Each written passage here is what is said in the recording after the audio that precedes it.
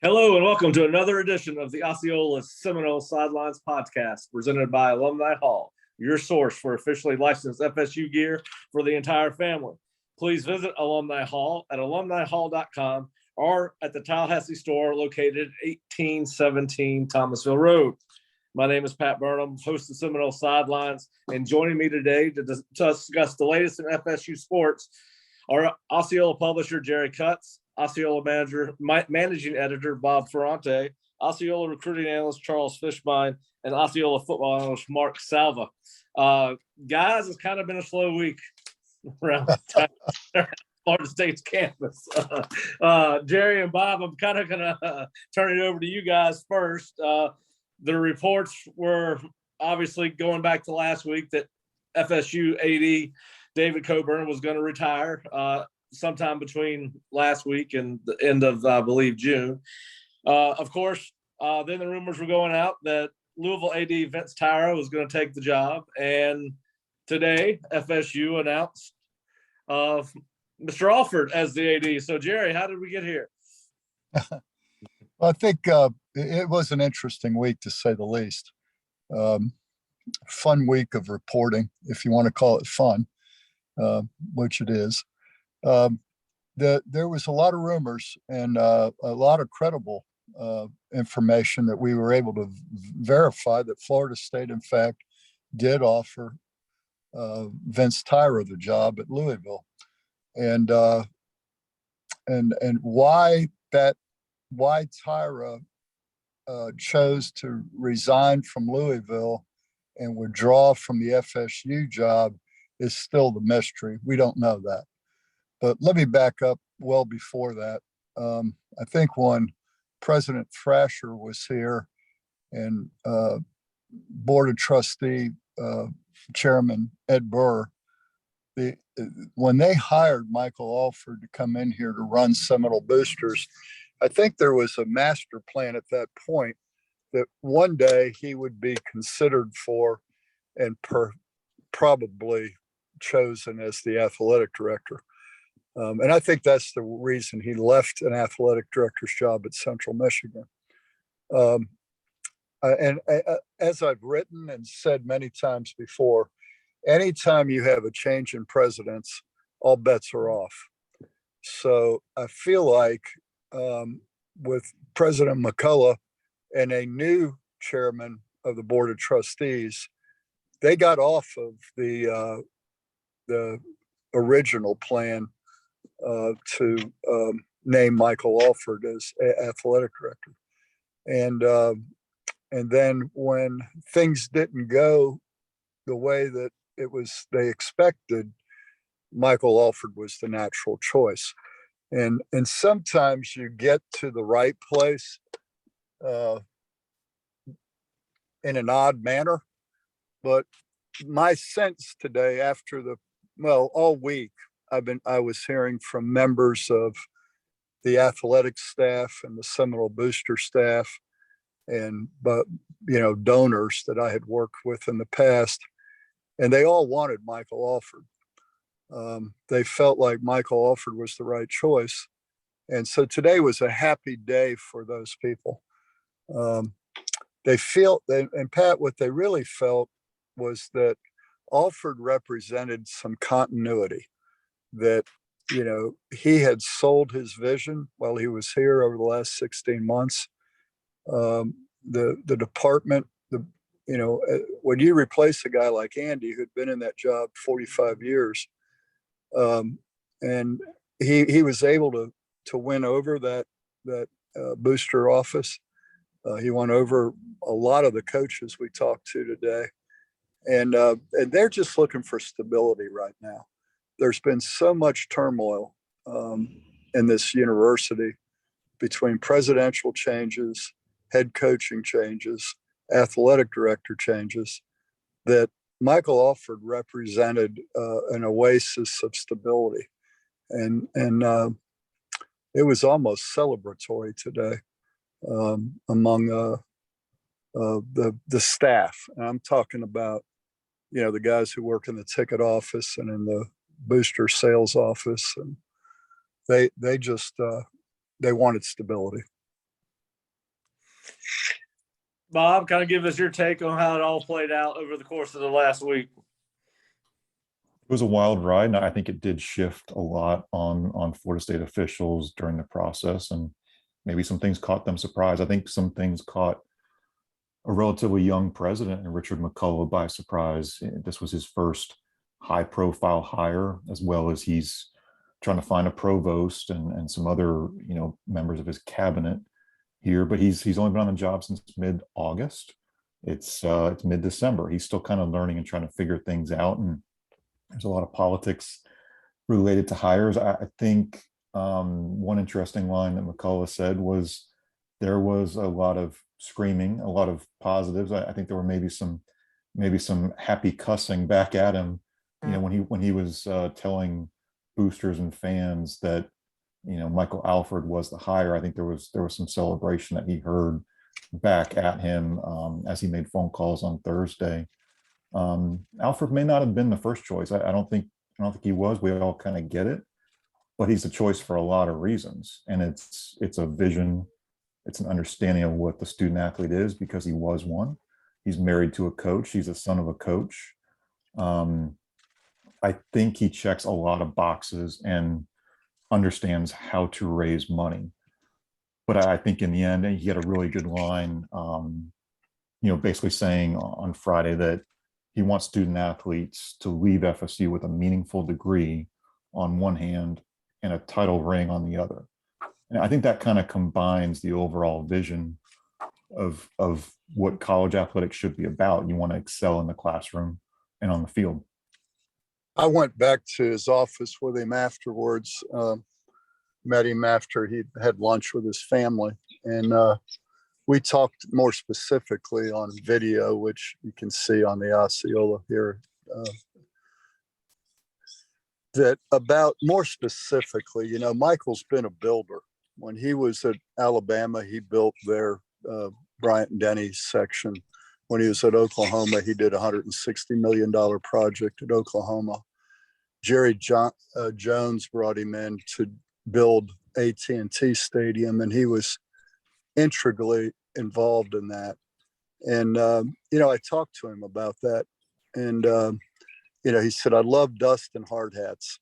And anywhere I go, the contractors get excited because they know construction's going to follow.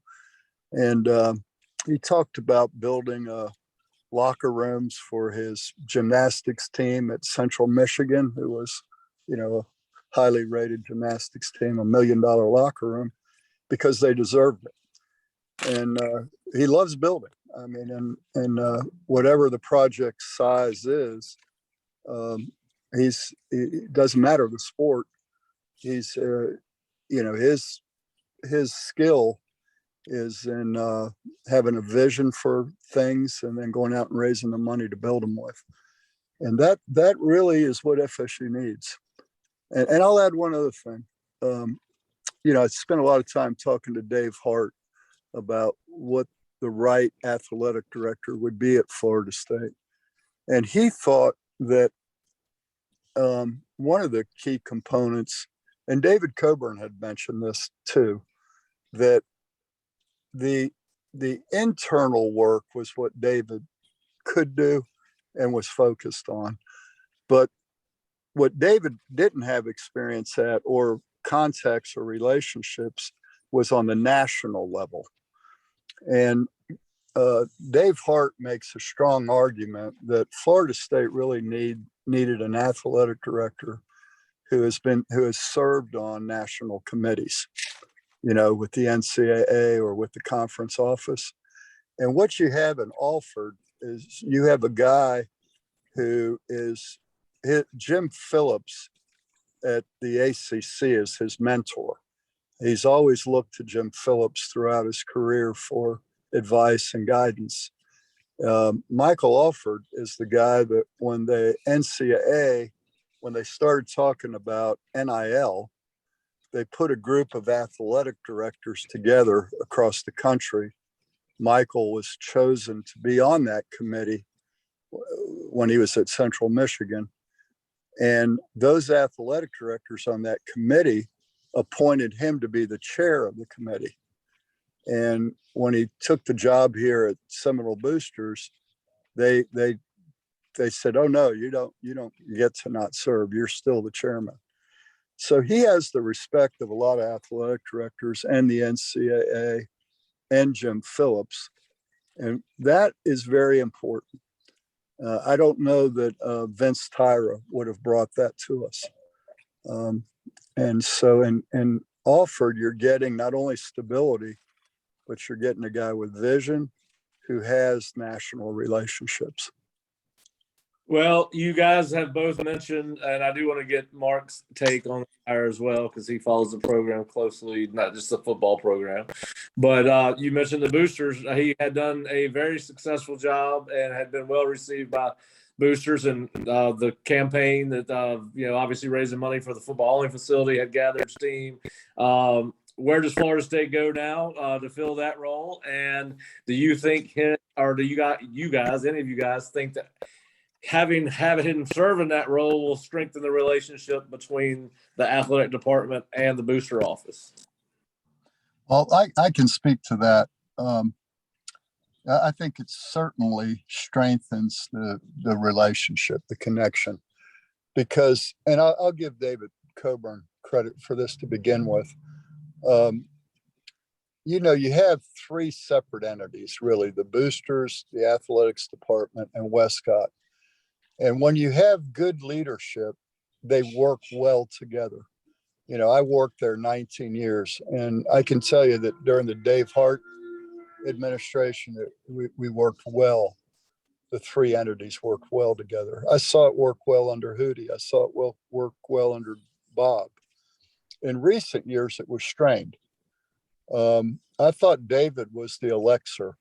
A lot of people think of David as a bean counter, but David had the respect and trust of Westcott, and Andy Miller really respects David, and people in athletics came to respect him. And he was able to build that bridge, that relationship. That relationship is not broken right now. Michael Alford's walking into something that works, that's functional, and that he wants to make better. So I really think, Pat, it really strengthens it.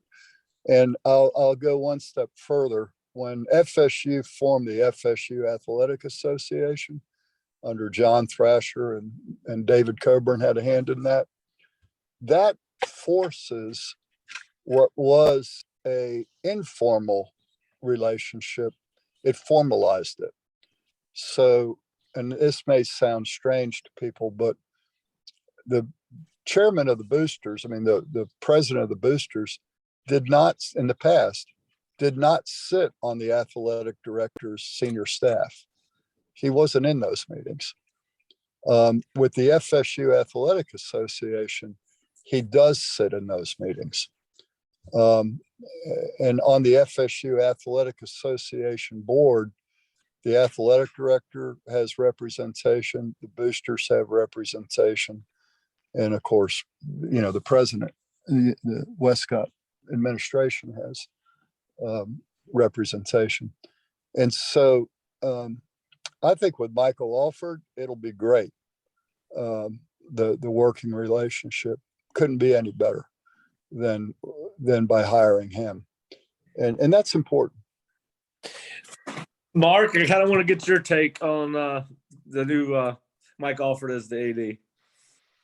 Yeah, so for me, it looks like he checks all the boxes. When Tyree was being floated around, I was a little concerned. I just didn't know the guy, but also, his ties to FSU or his profile nationally obviously wasn't anything that I've heard of or heard that had any great impact. I'm sure he's got, he has a lot of positive qualities, or else obviously we wouldn't have done what we did. But all that being said, to me, the things that are most important is that obviously he has a relationship with the key people in administration and with the donors. But even more than that, we need an advocate. We need an advocate at the ACC. We need an advocate on the national level. We need somebody to represent FSU's interests that carries some weight. And from everything that Jerry has talked about, obviously that sounds like this is the guy. So although, some other universities may have made some splashy hires, I think that Mike, sorry about that, sees that UPS is here. It sees that Mike's the right guy for us. All right. Well, Fish, you got any take on the AD and how it played out? Well, the one thing I want to ask, Jerry knows a lot more about it than I do because he's dealt with these ADs and everything. Is what are they going to do as far as the gap between the ACC and the other conferences? I read something the other day where, like, if 2/3 of the conference decided to break the grant of rights, they can do that. That's the only way the grant of rights for the TV contract could be broken. Does FSU kind of do what Texas and Oklahoma did and kind of collude and try to break the ACC up and try to, because the financial part of it, FSU needs to catch up for them to be competitive in the next 10 years in college football.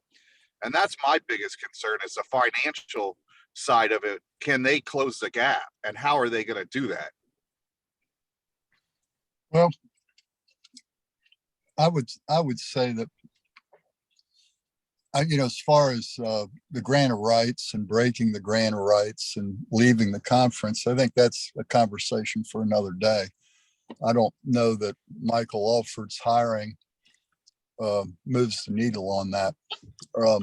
That's a big subject and big topic. To me, what we have to do right now, like Coach Bowden used to say, if you want a better job, make the job you're in the better job. And I feel like this conference with Jim Phillips, we already saw Comcast come on board. It's going to be interesting to see over the next 2 to 3 years how much additional revenue that translates. Because right now, the SEC network has 90 million households. The ACC network has 90 million households.